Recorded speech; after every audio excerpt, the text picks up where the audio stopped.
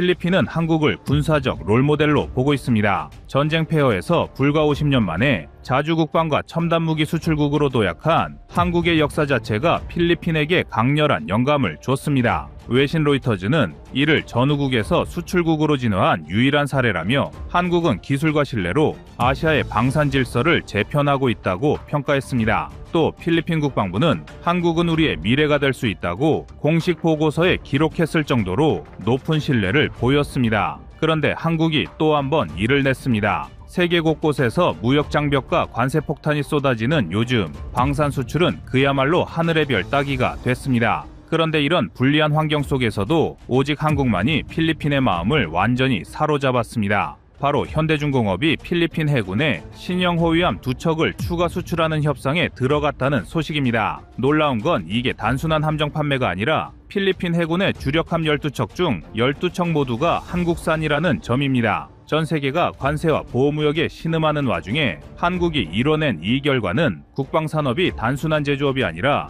외교, 안보, 기술력의 총합임을 보여주는 상징적인 사건입니다. 특히 해외 외신들이 이번 수출을 한국의 기술력과 전략이 만들어낸 기적이라고 표현할 정도로 평가가 극찬 일색입니다. 우선 국제군사 전문 매체 네이빌 뉴스는 필리핀 해군이 한국산 HDF 3600급 신형 호위함 도입을 협의 중이며 이는 단순한 함정 교체가 아니라 해군력의 세대 교체라고 전했습니다. 이 매체는 한국이 설계와 조립, 전투체계 통합까지 자체적으로 완결할 수 있는 몇 안 되는 국가라며 HDF 3600급은 24셀 수직 발사관, LIGNX-1의 에이사 레이더, 그리고 중형 헬기 운용 플랫폼을 갖춘 완성형 중형 호위함이라고 분석했습니다. 여기에 페루의 국영 조선소 SIMA와 협력해 일부 현지 건조를 병행하는 구조로 추진 중이라고 밝혔습니다. 필리핀뿐 아니라 남미 국가들까지 한국의 함정 설계 기술에 의존하게 되는 흐름은 더 이상 한국이 후발 방산국이 아니라 기술 수출국으로 자리매김했음을 보여주는 대표 사례입니다.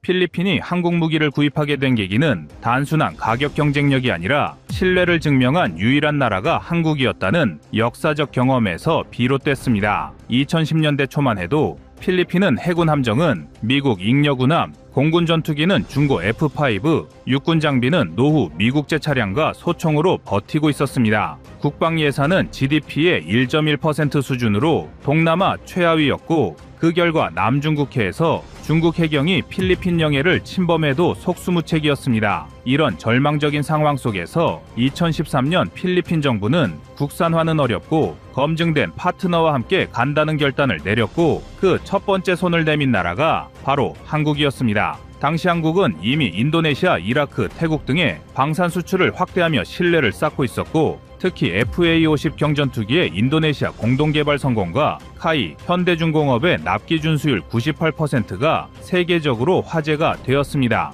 반면 미국과 유럽은 기술 이전 제한, 계약 지연, 고비용 조건으로 필리핀의 예산 현실과 맞지 않았습니다. 2016년 필리핀이 처음으로 HDF 3000 기반 호세리잘급 호위함을 발주했을 때 한국은 단 3년 만에 인도해버렸습니다. 예정된 인도 시점보다 6개월 빠른 납품이었고 가동률은 95% 이상을 유지했습니다. 같은 시기 스페인산 해군 초계함은 부품 결함으로 진수 2년을 넘겨서야 작전에 투입되었습니다. 필리핀 해군은 이때 처음으로 한국은 말이 아닌 실행으로 증명하는 나라라는 평가를 내렸습니다. 또 하나의 결정적 계기는 UGV와 실전성입니다. 한국산 무기체계는 부품 국산화율이 95% 이상으로 수리 비용이 서방 무기 대비 최대 40% 저렴합니다. HDF 3600의 경우 필리핀이 요구한 유지 보수 예산 10년 기준 4억 달러에 맞춰 설계된 반면 프랑스나 독일산 동급 함정은 유지비만 6억 달러가 넘었습니다. 작전 효율성도 극명했습니다. 한국산 함정의 연간 작전 가능 일수는 평균 270일 이상으로 미 해군의 프리깃, 프랑스 해군의 라파예트급보다 높습니다. 이전까지 필리핀 해군의 주력은 호세리잘급 2600톤과 미겔 말바르급 3200톤으로 모두 현대중공업이 개발한 HDF 3000 계열이었습니다.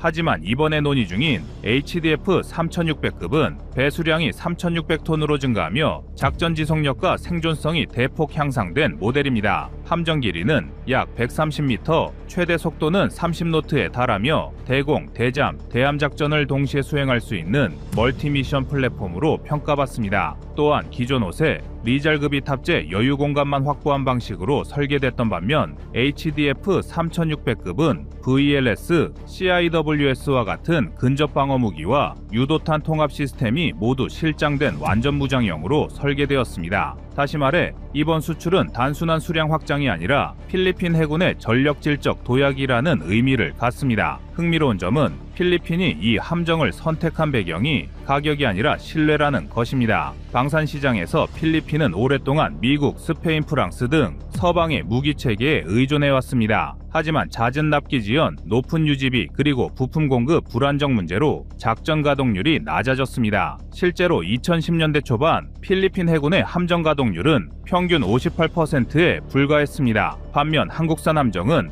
90% 이상 가동률을 유지했습니다. 그 이유는 간단합니다. 설계에서 부품, 무장 시스템까지 모두 한국 기술로 통합되어 있어 정비, 운용 효율성이 압도적이기 때문입니다. 부품 공급망도 한국 내에서 즉시 대응이 가능하고 유지비가 동급 서방 함정보다 35%가량 낮습니다. 이 때문에 필리핀은 지난 10년 동안 자국 해군 현대화를 단계적으로 추진하며 한국산 플랫폼으로 전면 전환을 진행했습니다. 이미 호세 리잘급 두척과 미겔 말바르급 두척이 실전 배치되었고 이어 2100톤급 초계함 6척까지 모두 한국산으로 결정되었습니다. 이번 신형 호위함 두척이 추가되면 총 12척의 필리핀 주력함이 모두 한국 기술로 구성됩니다. 이는 단순히 한 나라의 수출 성과를 넘어 한국이 동남아 해군력의 표준을 만들어가고 있다는 의미입니다. 미국, 일본, 프랑스가 수십 년 동안 구축해온 해양 영향력을 단 몇 년 만에 뒤집은 결과인 셈입니다. 해외 외신들은 이 현상을 한국식 해군 체계화라고 표현합니다. 로이터즈는 한국과 필리핀의 방산 협력이 단순한 무기 거래를 넘어 전략적 동맹 관계로 발전하고 있다고 보도했습니다. 미국이 인도 태평양 지역에서 직접적인 군사 개입 대신 동맹국의 자주 방어력을 강화하는 전략을 취하고 있는 만큼 한국이 그 공백을 완벽히 메우고 있다는 평가입니다. 특히 한국의 함정 설계가 미 해군의 작전 체계와 연동이 가능하다는 점이 필리핀의 선택을 견인한 주요 요인으로 지목됩니다. 실제로 HDF 3600급은 링크 16 데이터 링크를 통해 미 해군 함정 및 항공기와 실시간 정보 공유가 가능하며 이는 미국이 강조하는 다연격 통합 작전의 핵심 요소입니다. 또 하나 눈에 띄는 부분은 국산화율 95%라는 수치입니다. 한국이 이처럼 높은 자립도를 달성할 수 있었던 이유는 외국의 기술 이전 거부 속에서도 독자 개발을 멈추지 않았기 때문입니다. 2010년대 초반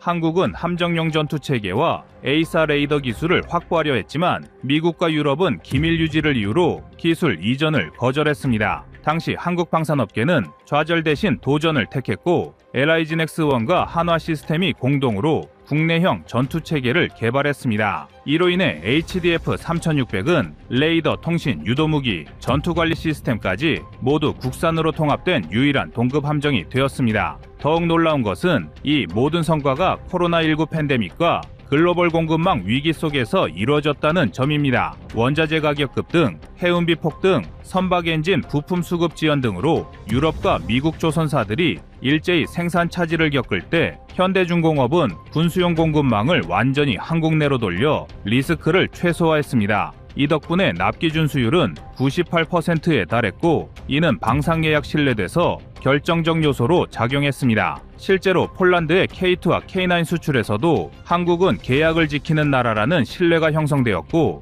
이번 필리핀 프로젝트에서도 그 신뢰가 이어지고 있습니다. 이제 한국의 함정은 단순히 제품이 아니라 국가 브랜드가 됐습니다. 함정 한 척이 수출되면 그 안에 탑재되는 전자장비, 무장, 통신체계, 추진 시스템까지 모두 한국산으로 채워집니다. 이는 수출한 건이 수십 개 산업을 함께 성장시키는 복합 수출 구조를 만들어내는 것이고 국가 경제에도 직접적인 파급력을 미치는 구조입니다. HDF 3600급의 수출 단가가 약 4억 달러로 하나와 약 5,400억 원로 추산되며 이 중 40% 이상이 전자, 기계, 부품 협력업체에 분배됩니다. 단 한 건의 수출 계약이 수천 명의 일자리를 창출하는 이유입니다. 이제 한국은 더 이상 조용한 조선 강국이 아닙니다. 전투함을 만드는 해양 강국, 그것도 동맹국의 안보를 함께 설계하는 나라로 진화했습니다. 필리핀이 한국산 함정을 12척이나 도입하는 이유는 명확합니다. 신뢰, 기술력, 속도, 그리고 함께 성장할 수 있는 파트너십,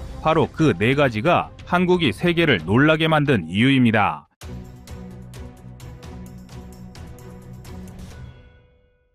다음은 25년 2월 7일 정조대왕암 기동함대 영상입니다. 하나, 둘, 셋, 화이팅!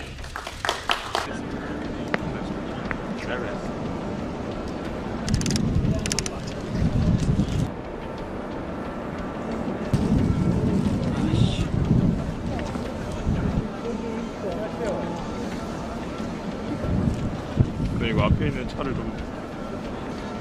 정조대왕함은 기존 7,600톤급 이지스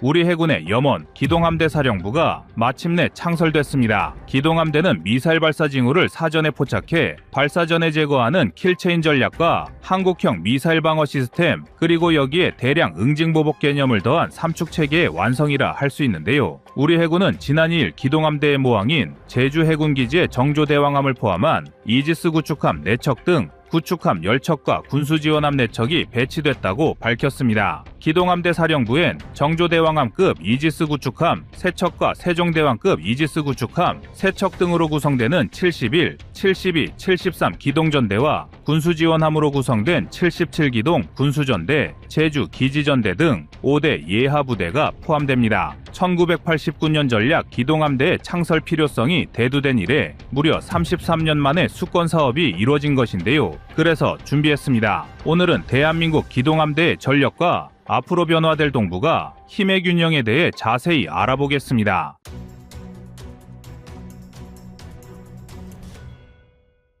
대한민국의 계획대로 우리 해군은 2025년 세계에서 비교 대상조차 없을 정도의 강력한 화력을 갖추게 되었습니다. 올해로 80주년을 맞은 해군의 경사지만 막대한 예산이 투입된 대규모 프로젝트였던 만큼 부담도 컸는데요. 우리 군이 이렇게 강력한 해군 전력을 완성한 이유는 다름 아닌 가까이 있는 북한과 중국 때문입니다. 한반도 근해는 이미 북한의 잠수함 발사 탄도미사일과 잠수함이 출몰하는 지역이 되었으며 중국의 압박 역시 서해를 넘어 동해까지 침범한 지 오래됐습니다. 중국은 동해까지를 작전구역으로 구분하고 있으며 이곳에 자국 군함을 파견하고 있는데요. 지난 2018년부터는 북한으로부터 나진항을 임대받아 해군기지로 활용하고 있습니다. 특히 주목되는 중국의 움직임은 동해에 전개하고 있는 함대 구성입니다. 일반적인 경우 만재 배수량 4,050톤 규모의 다목적 호위함 05세이형을 주로 배치하지만 중국은 8척의 최신의 구축함 0550까지 동해로 파견하고 있습니다.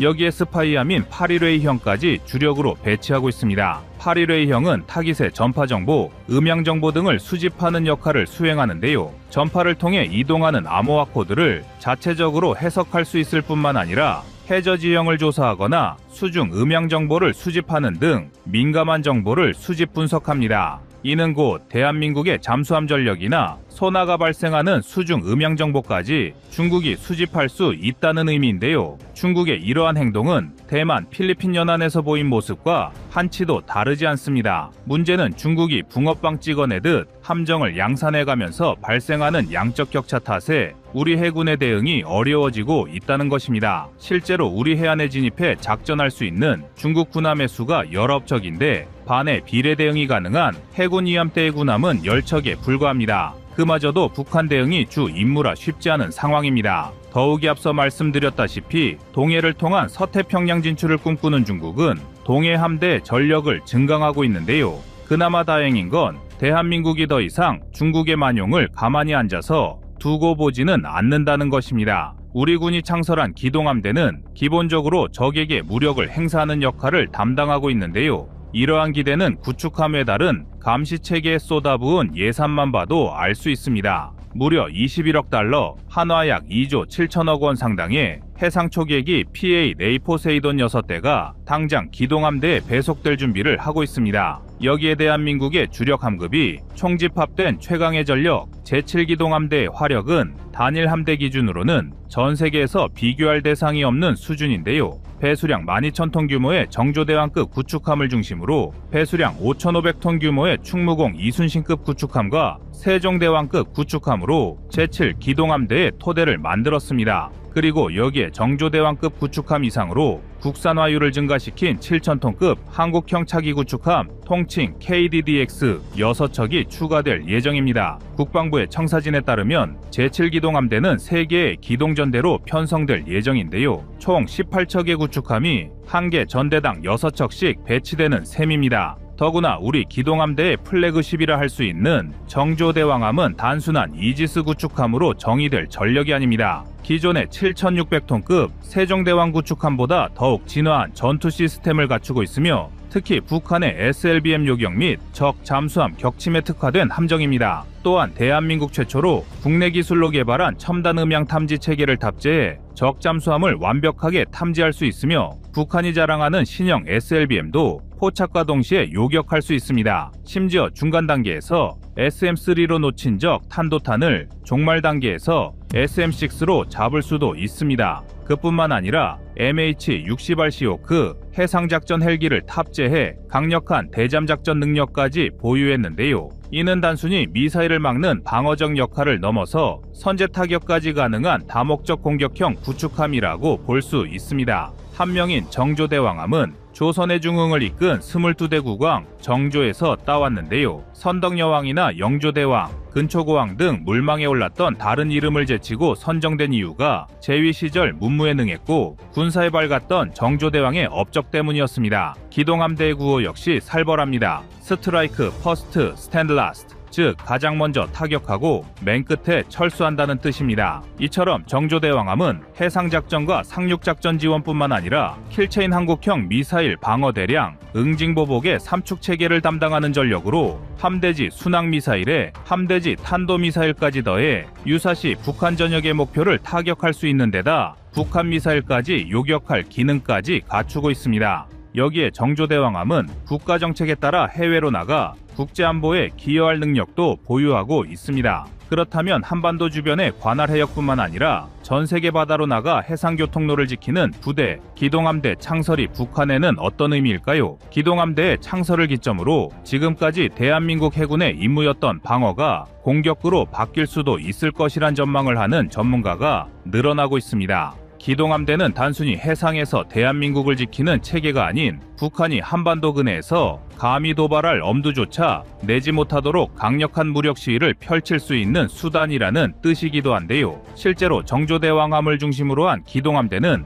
북한의 잠수함을 감시하고 SLBM 발사 징후가 보이면 선제 타격할 수 있습니다. 여기에 기동함대의 미사일 시스템은 유사시 북한 전역을 타격할 수 있는 대량 응징보복 능력까지 보유하고 있습니다. 또한 앞서 말했듯 한반도 방어뿐만 아니라 남중국해, 인도양 등에서 활동하며 대한민국의 해양 권익을 지킬 수 있는데요. 이번 기동함대 창설은 대한민국이 해군력으로 동북에서 주도적인 역할을 하겠다는 강한 의지를 표명한 것과 다름없습니다. 중국은 최근 해군력 확장을 통해 남중국해와 동중국해에서 영향력을 키우고 있고 일본 역시 해상자위대를 사실상 해군으로 개편하며 전력을 강화하고 있습니다 때문에 이번 기동함대 창설로 대한민국은 이제 단순한 해군 방어국이 아니라 공세적 작전까지 수행할 수 있는 강력한 해군력을 갖춘 국가로 성장한 것입니다. 특히 북한뿐만 아니라 중국과 러시아도 대한민국 해군의 움직임을 주시할 수밖에 없는 상황이 되었습니다. 기동함대는 대한민국의 호위함, 초계함, 유도탄 고속함이 연안을 방어하며 시간을 끄는 사이 재빨리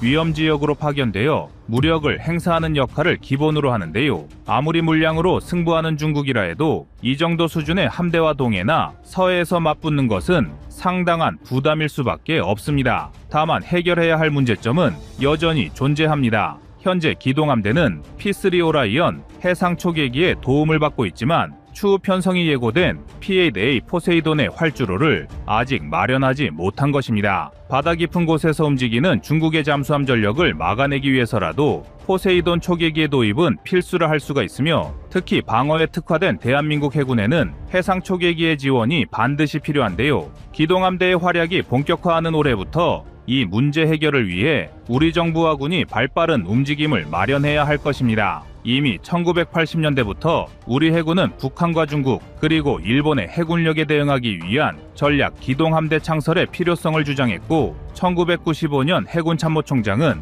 대양 해군 건설 준비를 천명하기도 했습니다. 이후 여러 정치적 이유로 실현되지 못했던 기동함대가 창설될 것은 참으로 놀랍고 기쁜 일이라 할 수가 있는데요. 이는 단순한 조직 확대가 아닌 명실상부한 대양 해군으로 발돋움할 기틀이 마련됐기 때문입니다. 즉, 북한뿐만 아니라 중국, 러시아 등 주변 강대국과도 해상에서 대등하게 맞설 수 있는 능력을 갖추게 된 것인데요. 사실상 북한과 중국이 두려워할 진짜 해군력이 시작된 것입니다. 여기에 현재 대한민국 해군은 KF-21 보라매 전투기 개발에 맞춰 경항공모함 도입 계획도 구상 중이며, 이는 기동함대의 또 다른 전력 강화로 이어질 가능성이 높은데요. 대한민국 해군이 대양 해군으로 가는 길이 본격적으로 열린 것입니다. 기동함대의 창설은 단순한 전력 증가가 아닙니다. 이는 대한민국이 동북아 군사구도에서 해군력을 중심으로 주도권을 잡겠다는 강력한 메시지로, 앞으로 대한민국 해군의 행보가